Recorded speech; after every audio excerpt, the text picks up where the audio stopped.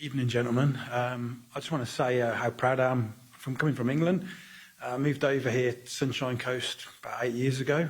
I think Brisbane getting the Olympics is just a huge queue. I'm really excited about that. Two questions. Live on the Sunshine Coast, working down here. I think Mick at the front said transport's just horrendous. It's a nightmare. I'd like both of you to give me a commitment if you were to get in power again, or power again, get into power. That high-speed rail is really, really important. And the second one is that you both talk a great story in terms of we've seen tax reductions, all this money is 11% on the in the health, on hospitals, the ramping, the reduction, the transport, the 50 cents transport. We've got the Olympics coming. There's going to be expenditure. I'm scared that we're just going to run out of money. And I'm a financial background myself, CFO. Just tell me we're not going to run out of money because you tell us everything we want to hear.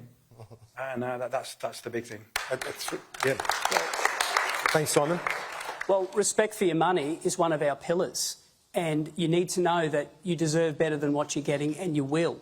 Now, I look at the money that we've spent on external consultants, particularly the big four in recent years, and it has spiralled out of control. And I want to see a world-class public service that doesn't have to farm everything out. I look at the billions of dollars in blowouts in projects that no minister has ever been held accountable for, and there must be a better way. We are going to re-establish a productivity commission in Queensland. The second order of business after the Making Queensland Safer laws will be re-establishing the productivity commission, which will make sure that it is a laser-like focus on getting government running the way it should, and it will do a review of the building industry. All of those things are important to us, and you need to know that our plan is fully costed and fully funded, and that matters to us. In answer to your second part of the equation, infrastructure is important, and we believe that heavy passenger rail needs to go all the way through to the Maroochydore CBD, otherwise it will create a car park at Caloundra.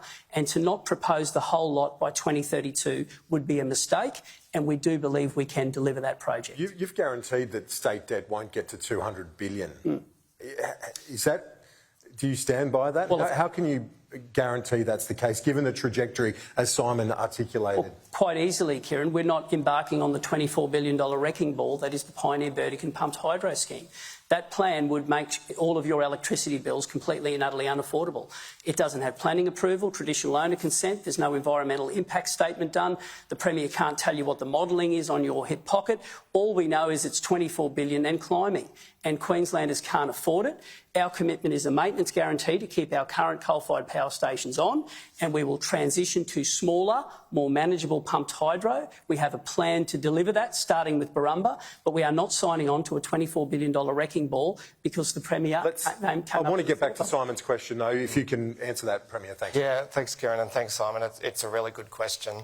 The last 2 years we delivered record surpluses. You're right, though, this year and next year we've gone into deficit to fund those extra supports that we're delivering to households. But our economy is really strong, and so we are projecting a return to surplus in 2026, 27, and a surplus from those years onwards. So that means that we can afford to do those really important things for the future of our state while returning the budget to surplus. So debt is an issue that you're worried about for the next generations. It's not because, forgive me, but when you're, the 50-cent fares, the school kid lunches, they're all great and worthy ideas, but are you concerned about debt for the next generation? Yeah, because our economy will continue to grow, we can do those things as well as return to surplus. That's what our costed plan is and says.